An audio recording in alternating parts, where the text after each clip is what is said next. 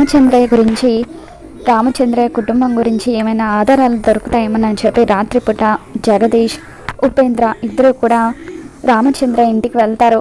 ఇక అప్పుడు ఉపేంద్ర జగదీష్తో, ఈ ఇల్లు అప్పుడే తగలబెట్టాం సార్, తగలబడిపోయిన ఇంట్లో ఏం ఆధారాలు దొరుకుతాయని చెప్పి అంటూ ఉంటాడు.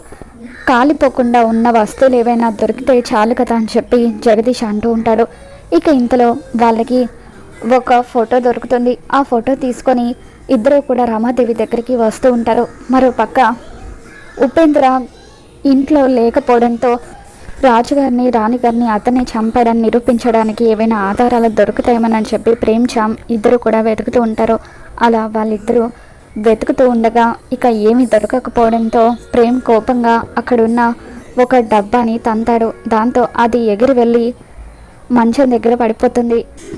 చామ డబ్బా పట్టుకొని చూస్తూ రాజుగారిని, రాణిగారిని చంపడానికి ఉపేంద్ర కెమికల్ వాడాడు కదా, ఆ డబ్బాని ఇదనుకుంటా అని చెప్పి అంటూ ఉంటే, జాగ్రత్త చామ్, ఈ డబ్బా మీద వాడి ఫింగర్ ప్రింట్స్ ఉండొచ్చు, అవి మనకి యూజ్ అవుతాయి అని చెప్పి ప్రేమ అంటాడు.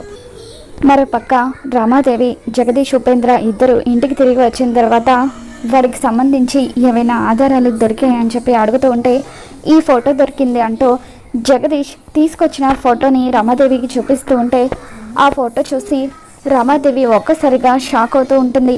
రామచంద్రయ్య ఫ్యామిలీ ఫోటో అది కావడంతో ఇక అందులో ఉన్న చామ్ని చూసి రమాదేవి షాక్ అయిందా, ఏం జరగబోతుందో మళ్ళీ మన ఛానల్లో తెలుసుకుందాం. ఈ వీడియో మీకు నచ్చినట్లయితే ఒక లైక్ చేయండి.